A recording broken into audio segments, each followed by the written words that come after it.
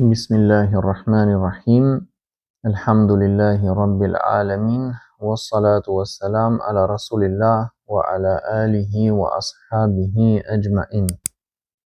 Të nderuar vëllezër, motra dhe miq, ju përshëndes të gjithëve me përshëndetjen islame. Assalamu alaikum wa rahmatullahi wa barakatuh. Paqja qoftë mbi ju dhe mëshira e Allahut dhe bekimet e tij. Jemi në vazhdim të shpjegimit të zhvillimit të projektit të librave. Jemi më konkretisht në trajtimin e lëndës së hadithit, në përkthimin e materialit që kemi marrë si referencë. Kemi përfunduar deri tani 2 kapitujt e parë që autori ka trajtuar dhe e kemi zbërthyer në 4 video. Dhe sot inshallah do të vazhdojmë me kapitullin e 3, të cilin ai e quan al-mabahathu thalith, mulahadhat tusaidu ala al-istifada min al-kitab. Pra, kapitulli 3, shënime që ndihmojnë në përfitimin nga libri. Hadhihi ba'du al-mulahadhat al-musa'ida ala al-istifadati min al-kitab. Thot autori, këto janë disa shënime që ndihmojnë në përfitimin nga libri. Awalan tartibu buhuth al-kitab. Së pari, renditja e studimeve të librit. جاء ترتيب هذا الكتاب وفقا لما سبق العمل عليه في الكتب السابقة، وهو ترتيب مبكر يعرض مادة الكتاب من خلال 10 مقاصد، وهي renditja e këtij libri ka ardhur në përputhje me atë që është punuar më parë në librat e mëparshëm, dhe është një renditje e hershme që paraqet lëndën e librit përmes 10 qëllimeve, të cilat janë: al-maqsidul awwal fil aqida, qëllimi i parë në akide. Pra, tema e parë ose kapitulli i parë që trajton autori kur fillon koleksioni dhe që ne do ta shoqërojmë dhe me shpjegim inshallah, është temat e akides, e cila zbërthehet në pjesë më të vogla. Al-maqsidu thani fil ilmi wa masadiri, qëllimi i dytë në dijen dhe burimet e saj. Pra, është ajo që mund të quhet në terminologjinë e sheriatit lënda e usulit. Al-maqsidu thalith fil ibadat, qëllimi i tretë në adhurimet. Kjo ka të bëjë me fikhun. Al-maqsidu rabi' fi ahkam al-usra, qëllimi i katërt në dispozitat e familjes, që gjithashtu ka të bëjë me fikhun. Al-maqsidu al-khamis fil hajat ad-daruriyya, qëllimi i pestë në nevojat e domosdoshme, sërish ka të bëjë me fikhun. Al-maqsidu sadis fil muamalat, qëllimi i gjashtë në ndërveprimet, që sërish ka të bëjë me fikhun. Al-maqsidu sabi' fil imamati wa shu'un al-hukm, qëllimi i shtatë në imamat, që do të thotë në drejtim, në çështjet politike kryesisht, dhe çështjet e qeverisjes. Al-maqsidu thamin fir rafaq wal akhlaq wal adab, qëllimi i tetë në shoqërimin, moralin dhe etikat. Kjo ka të bëjë me diçka që mund të quhet si pjesë e fikut ose mund trajtohet si lëndë e veçantë, është ajo lëndë që ne kemi emërtuar si lënda e edukatës. Al-maqsidu tasi' fi tarikh was-sira wal manaqib, qëllimi i nëntë në histori, sir, pra biografia profetike, dhe meritat e veçanta. Al-maqsidu al-ashir fil fitan, qëllimi i 10 në sprovat. Wa yandawi tahta kulli maqsidin kutubun wa tahta kulli kitabin fusulun wa fi kulli faslin abwab.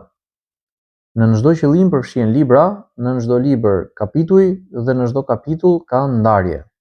Pra, një pjesë e madhe zbërthehet në pjesë më të vogla, kjo më e vogël në më të vogla, kështu me radhë derisa arrihet tek hadithet.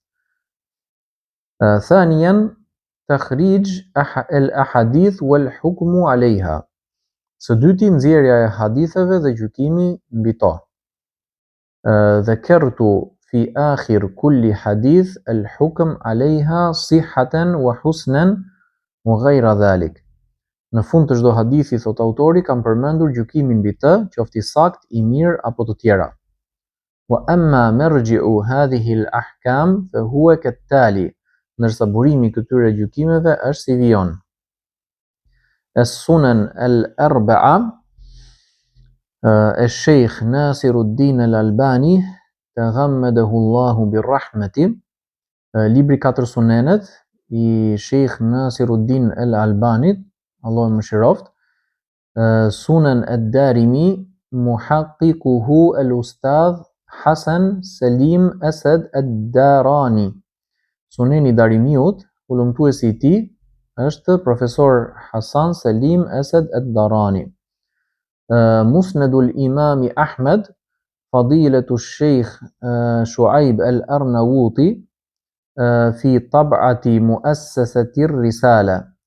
Musnedi Imam Ahmedit i nderuari Sheikh Shuaib Arnauti në shtëpinë botuese ar-Risale, që do thot mesazhi. Al-Muwatta, shikojmë që kemi disa shqiptar që ka marrë ky arab në referencë për këto gjëra. Al-Muwatta Fadilatu Sheikh Abdul Qadir al-Arnauti taghammadahu Allah fi tahqiqihi Jami'ul Usul. Muwatta, pra libri i koleksioni i haditheve i Imam Malik ibn Anas, Allahu mëshiroft, i nderuari Sheikh Abdul Qadir al-Arnauti, Allahu mëshiroft, në verifikimin e veprës Jami'ul Usul. Pra edhe ky po ashtu shqiptar. As-Sunan al-Kubra lil Bayhaqi qala musannifuhu wa adati fi kutubi al-musannafa fil usul wal furu' lil الاقتصار من الأخبار على ما يصح منها دون ما لا يصح والتنبيه على صنف منها ما يصح وما لا يصح.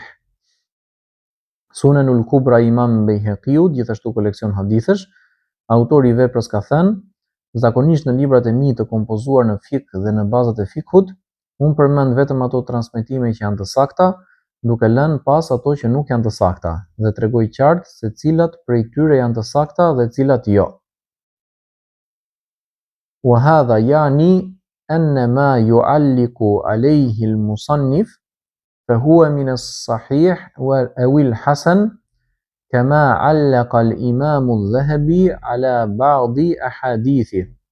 Kjo do të thotë se çdo hadith për të cilin ai jep shënim është i saktë ose i mirë, ashtu siç edhe Imam Dhahabiu ka komentuar mbi disa prej haditheve të tij. Sahihu Ibn Khuzaima qama muhaqqiquhu ad-Doktor Muhammad Mustafa al-A'zami bil hukmi ala al-hadith wa sharakahu fi ba'daha al-Sheikh al-Albani. Sahihu Ibn Khuzaimas, hulumtuesi i tij Doktor Muhammad Mustafa al-A'zami, ka dhënë gjykimin e haditheve dhe në disa prej tyre ka marrë pjesë edhe Sheikh Albani, i cili u përmend më herët.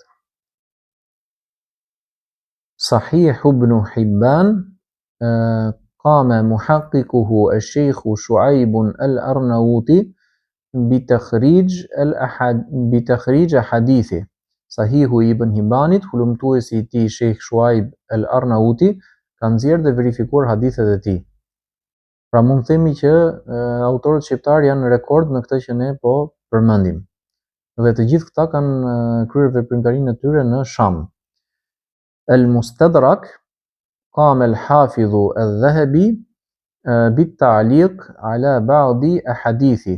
Al-Mustadrak, Hafiz Imam Dhahabiu, ka bërë komente mbi disa prej haditheve të tij. Al-Ahadithu al-Mukhtara lil-Maqdisi qama muhaqqiquhu ad-Doktor Abdul Malik ibn Duhaysh bi takhrij ahadithi.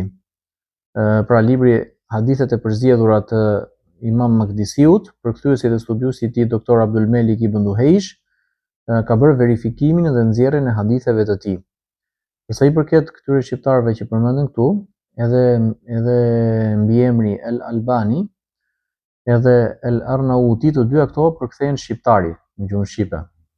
Por fjala al-Albani është fjalë arabe e marrë nga fjala Alban, që ka ardhur nga Shqipja. Ndërsa fjala al-Arnauti është arabizuar nga turqishtja, sepse turqit e kanë përmendur fjalën Arnaut, që nëse s'gabohem nënkupton një person që është i pakthyeshëm, që nuk bën mbrapa, bën vetëm para.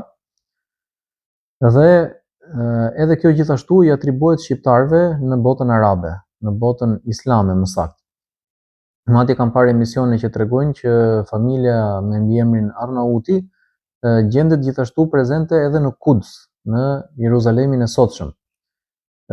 Madje refuzojnë të marrin pasaporta izraelite dhe ruajnë identitetin e tyre të hershëm. Por se familje të tilla janë të shpërndarë gjithandej edhe me mbiemra të tjerë në për shumë pjesë të botës islame, sepse shqiptarët dikur kanë qenë shumë aktiv në çështjet e shtetit. Po dhe ata që nuk kanë qenë aktiv kanë pas liri për të lëvizur gjithandej nëpër 3 kontinente të ndryshme. Për këtë arsye mund të gjesh shqiptar në Ballkan, në çdo cep të Ballkanit. Mund të gjesh shqiptar në Sham, në lindjen e mesme, mund të gjesh shqiptar në Yemen, mund të gjesh shqiptar në Afrikën e Veriut, mund të gjesh shqiptar edhe në Kaukaz ose në zonat e Azisë. Pra, këtë histori të shqiptarëve dhe kontributin që shqiptarët kanë dhënë për Islamin, pak a shumë mund të themi në thonjza që e din të gjithë edhe muslimanët e botës islame dhe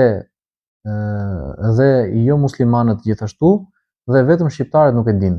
Domethënë e din historinë e shqiptarëve të gjithë përveç shqiptarëve. Për këtë arsye ne me këtë projekt dëshirojmë që t'i sensibilizojmë njerëzit dhe t'i informojmë akoma më mirë për rrënjët e tyre dhe për identitetin e tyre të thellë. Më pas, thalithan al-mustalahat, së treti, termat ose shenjat. Këtu autori liston disa simbole të cilat ne do t'i lexojmë përciptazi, të cilat më shumë kanë vlerë kur e lexon librin dhe domethënë e ke të printuar në duar. Ka simbolizuar me shkronjën kha termin el Bukhari, pra Buhariun. Me shkronjën mim Muslim, me shkronjën kaf muttafaqun alayhi, që do thotë në të dy këta së bashku. Me shkronjën kha të shkruar në mes të fjalës muallaqat el Bukhari, që do thotë hadithet pa zinxhir që ka transmetuar Buhariu. Me shkronjën del Suneni i Abu Daudit, Sunen Abi Daud. Me shkronjën ta Sunen e Tirmidhi, pra Suneni i Tirmidhiut. Me shkronjën nun Sunen an-Nasa'i, pra Suneni i Nesaiut. Me shkronjën gjim edhe he Suneni i Ibn Majahs. Me shkronjën mim edhe je Suneni i Darimiut. Me shkronjën ha dhe mim Suneni, Musnedi, el Musned, Imam Ahmed ibn Hanbal. Me shkronjën ta el Muwatta e Imam Malik. Me shkronjën he Suneni ibn Khuzejmes, pra Ibn Khuzejme. Me shkronjën ha dhe be Suneni ibn Hibanit. Me shkronjën kef el Mustadrak i Hakimit. Me shkronjën he edhe nun Suneni i Bejheqiut. Me shkronjën mim edhe kha el ahadith el mukhtara, pra hadithet e zgjedhura i Magdisiut. Me shkronjën te isharatun ila dhikri ba'di ta'liqat ala ba'di al ahadith, pra një lloj shenje treguese e cila tregon disa komente mbi disa hadithe. Dhe shkronja ain lidalalati ala anna al hadith min riwayati Abdullah ibn al-Imam Ahmed au min wijadati. Pra tregon se hadithi është transmetuar nga Abdullahi, djali i Imam Ahmedit, ose njëri prej shënimeve ose gjetjeve të tij. Më pas thot autori, wa ba'du فهذا ما يسر الله تعالى بعونه عمله لجمع هذا الكتاب الذي أرجو أن يكون وافقا بالغرض الذي قصد إليه وملبيا لحاجة كل مسلم فيما يجب عليه من تعرفه على النبي صلى الله عليه وسلم وشمائله. Dhe më pas, kjo është ajo që Allahu i madhëruar me ndihmën e tij e bëri të mundur për ta përgatitur këtë libër, për të cilin shpresoj që të jetë i plot në arritjen e qëllimit të synuar, dhe plotësisht i mjaftueshëm për nevojën që ka çdo musliman në lidhje me atë që duhet të di për profetin sallallahu alaihi wasallam dhe cilësitë e tij të larta. وقد رأينا كيف أن كل كتاب من الكتب ال14 التي هي أصل هذا الكتاب كان خلاصته لمئات الآلاف من الأحاديث التي كانت لدي مؤلفه فاختار كتابة منها. Ne e pam se si secili prej 14 librave, të cilët janë baza e këtij libri, ishte përmbledhje e qindra mijëra haditheve që ndodheshin tek autori i dy librave, kështu që ai ka përzgjedhur prej tyre atë që ka shkruar. Wa fi hadha al-mu'allaf uqaddimu khulasatan li majmu' tilka al-khulasat wafiyatan bil ahkam insha Allahu aminatan ala al-ma'ani. Në këtë përmbledhje, unë paraqes thelbin e të gjitha atyre përmbledhjeve në mënyrë të plotë për sa i përket dispozitave, me dëshirën e Allahut dhe besnike ndaj kuptimeve. ولعلها بهذه المواصفات تكون في معنى قوله صلى الله عليه وسلم أوتيت الكتاب ومثله معه. Ndoshta me këto cilësi, ky libër është në kuptimin e fjalës së profetit sallallahu alaihi wasallam që thotë: mu dha libri dhe diçka tjetër si ai me të. وفي ختام هذه المقدمة أقول قد بذلت جهدي في أن يكون هذا الكتاب وافيا بالغرض الذي أنشئ من أجله ولا أدعي أن عملي قد بلغ الغاية وأنه العمل الذي لا يقوم غيره مقامه. Në përfundim të kësaj parathënie them, kam bërë gjithë përpjekjen time që ky libër të jetë i plot për qëllimin për të cilin u hartua dhe nuk pretendoj se vepra ime ka arritur përsosurinë apo se është vepra e vetme që nuk mund të zëvendësohet nga një tjetër. ومن المعلوم أنه لا يكمل عمل لصاحبه وتلك طبيعة عمل البشر وخاصة إذا كان عمل فرد ضعيف. Dihet se asnjë vepër njerëzore nuk është e plot, sepse kjo është natyra e punëve të njerëzve, sidomos kur puna është e një individi të dobët. Autori pavarësisht modestisë së tij faktikisht ka bërë një punë gjigande, një punë e cila neve do të na shërbejë gjatë gjithë jetës inshallah dhe që për ne është jashtëzakonisht e dobishme dhe i jemi jashtëzakonisht mirënjohës dhe lutem Allahun që ta mëshirojë dhe ta shpërblejë për këtë kontribut që ka dhënë. Dhe thot fa arju min Allahi al-afu ani zalal wa taqsir. Thot prandaj shpresoj nga Allahu faljen për çdo gabim dhe mangësi. Hadha wa qad takarrama al-ustadh Abdus Sattar al-Sheikh bi muraja'ati al-kitab fi tashihihi al-akhir mashkuran fajazahu Allahu khayra وجعل ذلك في ميزان حسناته. Gjithashtu profesori Abdus Sattar al-Sheikh pati mirësinë të shqyrtonte librin në korrigjimin e tij të fundit dhe për këtë e falenderoj. Allahu e shpërbleft me të mira dhe e bëft atë në peshoren e veprave të tij të mira.